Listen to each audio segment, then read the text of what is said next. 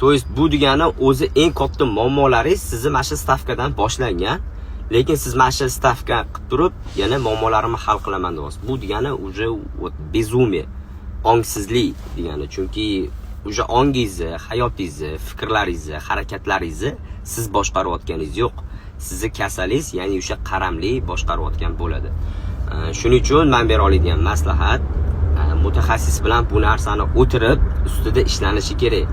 Men stavka qilmayman deganingiz bilan qaramli hali momentingizda turibdi. U hech qachon qoniqmaydi. Oddiy narsalarga qoniqmaydi. Обязательно yo o'yin o'ynash kerak, yo stavka qilish kerak, yo narkotik употреблять qilish kerak. Постоянный nimagadir o'zini boshi bilan kirib ketish kerak. Chunki bunaqa stadiyalarda уже degradatsiya degan narsa bor. Degradatsiya bu samorazrushение, o'zini o'zi yakson qilish. Hozir bundan oldin stadiya отрицания dedim. Alkogolizmda mana shu narsa juda ham kuchli ishlaydi. Men ichaman uxlash uchun, ichaman dam olish uchun, ichaman stressni yechish uchun, ichaman напряженияni yechish uchun, ichaman tug'ilgan kunlarda, ichaman choyxonada, ichaman o'tirishda. Как будто bu juda ham yaxshi неоправданный bahona. То есть haqiqatda unaqa emas, haqiqatda odam уже bu narsaga qaram bo'lgan. Bu narsani tan olmaydi-da miya. Отрицать qilib, ya'ni inkor qilib, o'ziga keraklicha pravdopodobniy bahonalar topishni boshlaydi. Hozir men sanab o'tganimdek bahonalarni topishni boshlaydi. И сравнение ko'p bo'ladi. Alkashlarda, то есть men alkash emasman, men aruda yotib uyimdagi narsani olib chiqib sotib ichayotganim yo'q deydi. Men приличный odamman, normal joyda ishlayman, davlatchida ishlayman. Ichsam nima qilib o'zim pulimga ichaman deydi. Lekin solig'idan ketib, chunki sizni miyangiz mana shu real hayotda narkotiksiz yashashni bilmaydi. Iste'molsiz, trezviy yashashga o'rganmagan. Uni boshidan o'rgatish kerak bo'ladi. Proses проживания утраты degan narsa bor. Ya'ni o'sha bitta miya bog'lanib qolgan narsadan bittada ajralgandan keyin uni stadiyalari bor, bosib o'tiladigan. Ko'pchilik o'sha gnev, отрицание degan stadiyasida yana qaytib iste'molga borib qoladi. To есть o'sha siz aytganingizdek tashiydi, oradan ozgincha vaqt o'tadi, mayli bor o'tsin, 3 oy o'tsin, 6 oy o'tsin, yana qaytib iste'mol qilib qo'yadi. Chunki uni o'zini stadiyasi bor. Miyada защитный mexanizmlar bor. Miya hech qachon o'zi yaxshi ko'rgan narsasidan ayrilishni xohlamaydi. Miyaga farqi yo'q, u zarar keltiradimi, zarar keltirmaydimi, miya u narsani razbor qilib o'tirmaydi. Ana o'sha stadiyalardan to'g'ri o'tirilgandan keyin taslim bo'lish kerak odam, chekinish kerak odam narkomaniyadan. Chunki bitta o'zi narkomaniyani yengib chiqa olmaydi, bitta o'zi narkotikni yengib chiqa olmaydi. Bitta o'zi bu kasallikni yengib chiqa olmaydi. Odam tan olish kerak, yolg'on gapirayotganini tan olish kerak, qilayotgan qilmishlarini bekitayotganini tan olish kerak. O'ziga, atrofidagilarga, oilasiga zarar yetkazayotganini tan olish kerak. Birovni ayblash kerak emas bu narsada hech qachon. Qancha siz tan olsangiz, qancha siz o'zingizni muammoyingizni ko'rsangiz, qancha siz taslim bo'lib chekinsangiz, shuncha sizda yordam so'rashga bo'lgan qobiliyat kuchayib boraveradi. Shundagina yordam so'rasangiz, o'sha sizga yordam berayotgan odamni hamma aytganini qilsangiz, o'shandagina qutulib ketsangiz bo'ladi bu kasallikdan. Tabletkaning eng katta zararlari bu jigar, qon quyulashib ketib keyinchalik sirroz bo'lishi ham mumkin. Yuragiga juda katta nagruzka tushadi, chunki juda katta miqdorda adrenalin olganini hisobiga yurakdan ham muammolar kelib chiqishi mumkin. Erkaklarda erkaklik quvvatini suslashtirib yuboradi, keyinchalik bepushtlikka olib kelishi ham mumkin. Lekin bulardan tashqari eng katta zarar ko'radigan joy bu psixika. Odamning psixikasi. O'shaning uchun tabletkani bitta tashlagandan keyin srazi tushkunlik, siqilish, nervozga kirib ketib qoladi, stress tushib oladi odam, depressiya kirib ketib qoladi. Hayotda qiziqishi qolmay qoladi, yashashga hech narsa xursandchilik bermay qo'yadi. Постоянный mana ichki holatida xavotir paydo bo'ladi.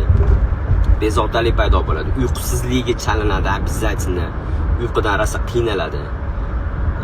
Qo'pol qilib aytganda, o'sha ozgincha boshlanadi mana ruhiy xastalik. Har safar aytaman-ku, qaramlik kasali bu hissiyotlar kasallanishi. Qo'rquv bu hissiyot. Juda ham ko'p inson tashab keta olmasligiga, yana qayta iste'mol qilib qo'yishiga sabab bo'ladigan narsa ham mana shu qo'rquv. Chunki hayotda nimadir o'zgartirmoqchimisiz yoki nimadir yangilik kiritmoqchimisiz yoki qanaqadir boshqacha hayot boshlamoqchimisiz, miyani birinchi beradigan reaksiyasi bu сопротивление. Chunki zona komfortdan chiqishni boshlaydi odam. Uzoq muddat iste'mol qilib yurganingizdan keyin odam o'zini qolpiga tushib oladi, o'sha botqog'iga tushib oladi, zona komfortiga. Iste'molni to'xtatish bu zona komfortdan chiqish. Bu avtomatik qo'rquv hissini chaqiradi. Lekin bu haqiqatda sodir bo'ladi degani emas. Bu shunchaki samovnushение, miyadagi shunaqa защитный mexanizm ishlaydi. Bu qo'rquv bilan ko'pchilik ishlamaganini hisobiga yana qayta iste'mol qilib qo'yadi. Shuning uchun sizga maslahatim bu birinchisi siz tushunib yeting, что ularga yordam bera olmaysiz. Chunki siz psixolog emassiz, vrach emassiz, yo mutaxassis emassiz. Ikkinchisi qutqarishni to'xtating-da, undan ko'ra o'tirib, ochiq-oydin gaplashib oling. Iloji boricha suhbatda sabrliroq bo'ling, yomon qilayotgan ishlarini ignor qilib o'tib ketishga harakat qiling. Chunki har bitta yomon qilayotgan ishlarini yuzlariga solsangiz, bu aybdorlik hissi chaqiradi. Aybdorlik hissi barobar yana qayta iste'mol qilish degani. Ikkinchisi, manipulyatsiyalarga uchmang. Qasam beryaptilarmi, va'da beryaptilarmi, ishonishni to'xtating. Bu narsani amallaringiz bilan ko'rsating. Chunki qaram inson juda ham ayyor, juda ham manipulyator bo'ladi va o'zini eng yaqin insonigagina o'tkazadi bu narsasini. Uchinchisi, ularga tanlov berishni boshlang. Ya'ni konkretni tochka qo'yishni boshlang. Adasi yoki o'sha xo'jayinmi nima deb chaqirasiz? Men sizni yaxshi ko'rib tegganman, yaxshi ko'raman haligacha, lekin kasal qismingiz emas. Chunki hozir bu siz emassiz, bu kasal qismingiz. Bu yog'iga mana majbur bo'laman. Ludomaniyada eng katta zarar ko'radigan joy bu psixika. Narkomanlarga qaraganda juda ham og'irroq o'tadi. Chunki sababi ertalabdan kechgacha 24 soat qarzini o'ylaydi, pul topishni o'ylaydi. Miyasida yetmaganiga har xil fishkalar, stavkalar o'ynayveradi. Har xil prognozda o'ynayveradi. To есть miya dam olmaydi hech qachon. Uxlaganda ham даже miya mana shunaqa avtomatik ravishda ishlayveradi. Sekin-sekin uyqusizliklar kelishni boshlaydi. Ishtahalar bo'g'ilishni boshlaydi. Конечно, siqilib o'tirganingizdan keyin, tushkunlikka tushib qolganingizdan keyin ko'nglingizga boshqa xursandchilik sig'maydi, hayotingizdagi boshqa narsalar sig'maydi. Faqat fikr va hayolingiz qarzimni yopish, kreditimni yopish bo'lib qoladi. Kreditimni yopish uchun, qarzimni yopish uchun stavka qilishim kerak. Stavka qilishim uchun men miyamni ishlatishim kerak. Lekin bunda olib qarasangiz, hamma sizdagi hayotingizda bo'layotgan problema mana shu stavkani orqasidan. Datavoy stepeni odam bu narsalardan charchab ketgan bo'lish kerak. Bu narsa tufayli juda ham ko'p yo'qotishlarni his qilgan bo'lish kerak. Bu narsa orqali juda ham qiyin holatlarga tushgan bo'lish kerak. Qo'pol qilib aytganda, iste'mol tufayli xorlikni his ko'rgan bo'lish kerak. Nimaga? Shtobi mutaxassisning oldiga borganida ma'minisiga tayinishi kerak emas. Chunki ko'p odam keladida, bo'ldi, maqsad nima? Illis-billizi bilan bu narsani yo'qotishmi desa, "Ha" deydi. Unda ma'mini qilasan, ma'mini qilishing kerak, uyinglaringga yetishing kerak, ma'mini qilishing kerak desam, "Yo'q, aka, men unaqa qila olmayman, men bunaqa qilaylik" deb ma'minisiga tayanadi. Bu ichidan искренне ishonadi, что menga yaxshi bo'lsin deb qilayotgan bo'lishi mumkin, menga yaxshi bo'lsin deb gapirayotgan bo'lishi mumkin, lekin o'sha holatda, o'sha momentda o'zini miyasi o'zini qanaqa qilib aldab turib, yana o'ziga fortuchka olib qo'yayotganini tushunib yetmaydi. Shuning uchun men nimaga deyapman, что kelganida mashinada kelsa, narkotik erkak kishini, chestini, labzini, erkaklik xislatlarini, dostoyinstwalarini tortib oladi. Agar qora bilan mef bo'lsa, men o'ylashim bo'yicha davno уже u narsalar yo'qolib ketgan sizni eringizda. Eng qiyini nimada? Tasavvur qiling, o'sha iste'mol qilib olgan paytida u insondan yaxshisi yo'q. U juda ham ответственный, juda ham mas'uliyatli, juda ham rostgo'y bo'lib qoladi, mehribon bo'lib qoladi, yaxshi ko'raman, sevaman, uni olib beraman, buni olib beraman, u yoqqa borib kelaman, bu yoqqa borib kelaman deydi. Lekin o'sha narkotikka ta'sir tarqagandan keyin xuddi shuni 10 baravar teskarisi bo'ladi. Undan yomon inson yo'q. Bu degani narkoman odam bilan yashayotgan odamga qanchalik qiyinligini u bilan birga yashagan odamni o'zi his qilib tushunib yeta oladi. Chunki ikki xil odam bilan yashash bu невозможный narsa. Shuning uchun har safar bir marta bo'lsa ham shans berilishi kerak unaqa insonlarga. Bu degani chunki bu narsani tashlash sizning qaroringizga, tanlovingizga, kuchingizga, xohishingizga, irodangizga qaramaydi. Narkotik sizdan kuchli. Men o'ylashim bo'yicha siz bu narsani uje tushunib yetgansiz. Tasavvur qiling, ismalab yotibsiz, shamollagansiz, qanaqasiga o'zingizdan o'zingiz u narsadan qutulib chiqib ketasiz. Обязательно mutaxassislarga murojaat qilasiz, yordam so'raysiz. Bu narsa ham xuddi shunaqa ishlaydi, faqat ozgincha ko'rinishi xunukroq, yo'nalishi boshqacharoq. Sizga bera oladigan maslahatim, narkotikka tashlash uchun 10 ta sabab bitta qog'ozga olib yozib chiqingda, o'zingiz uchun analiz qiling. O'shandagina tushuncha paydo bo'ladi. Prям именно yozganingizda, mana shu 15 minutlik huzur halovat deymizmi, arzimagan narsa uchun nimalaringizni yo'qotib bo'ldingiz, уже и hozirgi vaqtda nimani yo'qotyapsiz. Ozgincha bo'lsa ham ichingizda stimul paydo bo'ladi. Voy, men savolni qarasanglar, jinnichaligini. Chunki harom luqma odamga yuqmaydi. Hatto yuqayotganlar ham bor, semirib ketyapti ko'pchilik, chirragan. Salivoylarni 90%ni biz majburiy olib ketamiz. Sababi ular ko'nmaydi, juda ham trevojniy, agressivniy, возможно, опасный bo'ladi. Agar ko'ndira olsanglar, olib kelsanglar, конечно, yechimi bor. Yo, agar nafsingizni boshqara olmayotgan bo'lsangiz, bu degani o'zingizni ham boshqara olmayapsiz. Agar o'zingizni boshqara olmayotgan bo'lsangiz, bu hayotingizni ham boshqara olmayapsiz degani. Nafs bo'yicha yaqinda bitta narsa eshitdim. Nafsi yengib chiqish yo'li bu nafsni och qoldirish. To есть nafsiz xohlayotgan narsani hammasini teskarisini qilishingiz kerak. To'g'ri, bu qiyin narsa. Kimnidir kuchi yetadi, kimnidir kuchi yetmaydi. Agar kuchingiz yetmayotgan bo'lsa, maslahatim yaqinlaringizdan yordam so'rang. Mani fikrim bo'yicha skorost, ya'ni o'sha sol, sintetika, lekin suv ham qolishmaydi. Tezroq odamni ko'nchilik qiladi. Nimaga? Sababi ikkalasi ham miyaga ta'sir qiladi, ikkalasi ham miyada buzilishlarni olib keladi, ikkalasi ham ongga ta'sir qiladi.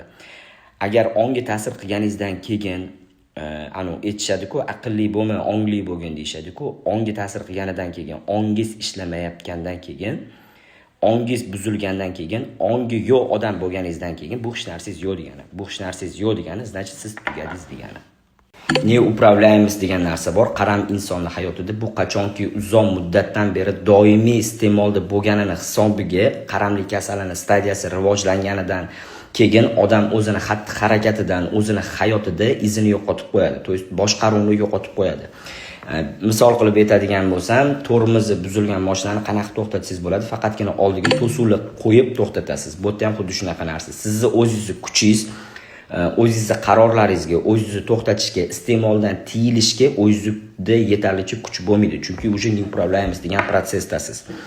O'tda to'g'ri yechim bo'ladi, qachonki tashqi tarafdan sizga kuch bilan yordam berish, to есть izolyatsiyaga tiqish, boshqacha yo'li yo'q. Sizda qarang, og'riq bo'layotgani yo'q, lomka bo'lyapti. Oddiy og'riq bilan lomkani juda katta farqi bor. Agar oddiy og'riq bo'lganida siz обезболивающий ichsangiz, bu og'riqingiz qoladi. Lekin lomka bo'lib, mana shunaqa suveylar og'rib, badanlar qaqshayotgan paytida miya ham, tana ham faqatgina bitta narsaga qoniqadi. Bu o'sha narkotikka. To есть sizni mana shunaqa lomkangizni qoldiradigan narsa faqat narkotik bo'ladi. Bu yerda ikkita variantingiz bor. Lomkadan hali hech kim o'lmagan. Chizga qo'yib, o'zingizni qamab, iste'mol qilmasdan chidaysiz, qanchadir muddatdan keyin bu narsalar o'tib ketadi. Yo, ikkinchi variant osonroq yo'li, bu kelib detoksikatsiya qilasiz, o'sha lomkalarni qoldiradigan kapelnitsini yordamida detoksikatsiya qilib lecheniya olasiz, o'shanda osonroq o'tasiz. Okay, metamfetaminning zararlarini aytib bera olasizmi? Psixoz, paranoya, gallyutsinatsiya, bessonniца, depressiya, тревожность, неадекватное поведение, потеря концентрации. Mefedron juda ham populyarный, трендовый, toповый, распространенный sintetik narkotik. Buni iste'mol qilish oqibatida odamning tasavvurida oddiy odamda sodir bo'lmaydigan narsalar sodir bo'ladi. Ya'ni o'sha ruhiy xastaligi bor insonlarni tasavvurida sodir bo'ladigan narsalar iste'mol qilgandan keyin sog'lom odam o'shani xayolida, tasavvurida shunaqa narsalar sodir bo'lishni boshlaydi. Bu narkotikni iste'mol qilishi oqibatida odam oxirgi manzili yoki ruhiy xasta bo'lib qoladi, davolab bo'lmaydigan kasallikka uchrab qolishi mumkin, psixik yo bo'lmasam qamoqxona bilan tugashi mumkin, uzoq muddatli yo bo'lmasam o'lim bilan tugaydi. Tabletka rostdan ham tashlash juda ham qiyin bo'lgan narkotiklarning turidan bittasi. Na samom деле tashlash qiyin emas. Tashlagandan keyin qaytib iste'mol qilib qo'ymaslik uchun o'ziga buyruq berish bu juda ham qiyin narsa bo'lyapti. Sababki o'sha miya kasallik odamni o'zidan-da ko'ra ustunroq kelib, o'zidan-da ko'ra kuchliroq kelib, shu narsani ko'proq xohlagani uchun oddiy xohishdan-da ko'ra kuchliroq xohish paydo bo'lgani uchun o'sha men har doim aytaman, qaramlik kasalini simptomi tiagasi kuchli bo'lgani uchun o'ziga buyruq bera olmasdan, o'zini to'xtata olmasdan yana qayta iste'mol qilib qo'yapti. Tashlaganlar ko'p na samim deli. Lekin qayta iste'mol qilib qo'ymayotganlar juda ham kam. Chunki o'sha boya aytganimdek, o'zini to'xtata olmayapti bu narsadan. O'sha nafsiga qarshi keta olmayapti deb tushunasizlarmi? Men tushunaman, o'sha qaramlik kuchli deb tushunaman. O'sha narsa yutib chiqyapti har doim. Chunki hozirgi savremenniy narkotiklarni, ayniqsa sintetikalarni miya juda ham qattiq talab qilishni boshlaydi, juda ham qattiq sog'inadi. Bor kuchi bilan o'sha narsasiga erishgisi keladi. Prям narkotikni o'zini emas, o'sha narkotik sizga berayotgan ощущенияni, holatni, taassurotlarni miya sog'inadi. To есть bu yerda narkotikda emas gap demoqchiman. Siz o'sha tabiiy yo'l bilan o'sha narkotik berayotgan holatga erishsangiz, to'g'ri, bu qiyin narsa, chunki sizga bittada bergan o'sha xursandchilik, o'sha zo'r, yaxshi taassurotlarni o'shani teskarisi 2 barobar qilib qaytarib olgan. Endi organizmingizda, miyangizda, psixikada u narsa yo'q. Miya juda ham dangasa, tabiiy yo'l bilan harakat qilib bu narsaga erishgisi kelmaydi. Miya tez mukofot olishga o'rganib qolgan. Yana o'shaning uchun har xil zaxotlar qilib, tushingizga kirib, nimadirlarni eslatib iste'mol qilishga undayveradi. Shuning uchun siz o'sha holatingiz bilan ishlasangiz, tozalab tashlang unaqa odamlarni. Ular faqat sizga xavf keltiryapti-ku, faqat sizga zarar keltiryapti-ku unaqa odamlar.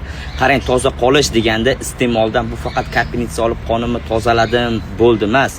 Toza qolish deganda birinchi atrof muhitdan boshlanadi. Shunaqa iste'mol qiluvchi odamlarni tozalab tashlash kerak. Yashaydigan joyingiz har doim toza bo'lishi kerak. Kiyayotgan kiyimlaringiz toza bo'lishi kerak. Yurish-turishingiz toza bo'lishi kerak. Hayot tarzingiz toza bo'lishi kerak. Toza insonlar bilan yurishingiz kerak. Конечно, mana bunaqa kir insonlar bilan yurganingizdan keyin siz ham hayotingiz, o'zingiz ham kirlashib ketaverasiz. Qancha siz atrofingizni tozalab yuraversangiz, insonlarni, joylaringizni, yurish-turishingizni, sekin-sekin qalbingiz tozalanishi boshlaydi. Qalbingiz tozalangandan keyin fikrlashingiz ham tozalanishi boshlaydi. Dunyo qarashingiz ham o'zgarish boshlaydi. Sekin-sekin o'sha narsani qissig'i qolmay qoladi. Ya'ni o'sha iste'mol qilishga bo'lgan xohish ham kamayib boraveradi borgan sari. Lekin esidan chiqarmang, toza qolish uchun birinchi bo'lib atrof muhitdan boshlash kerak.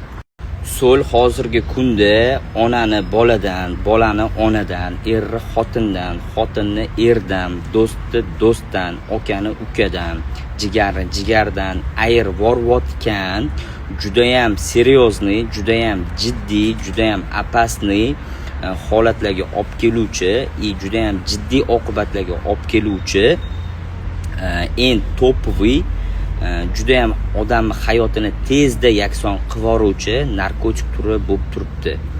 To есть o'zi bir yaxshi, irodali, kuchli, hamma havas qiladigan inson bo'lsa, o'sha odam qanaqadir sababga ko'ra shu narsani iste'mol qilib qo'ysa, 360 gradusga yomon o'zgarib ketyapti.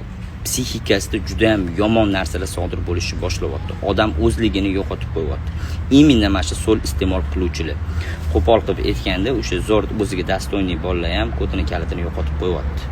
To есть siz o'sha holatingiz bilangina ishlasangiz, psixikangiz bilan, o'zingizni o'sha emotsiyalaringiz bilan ishlasangiz, narkotikka bo'lgan xohishingiz sekin-sekin kamayib boraveradi.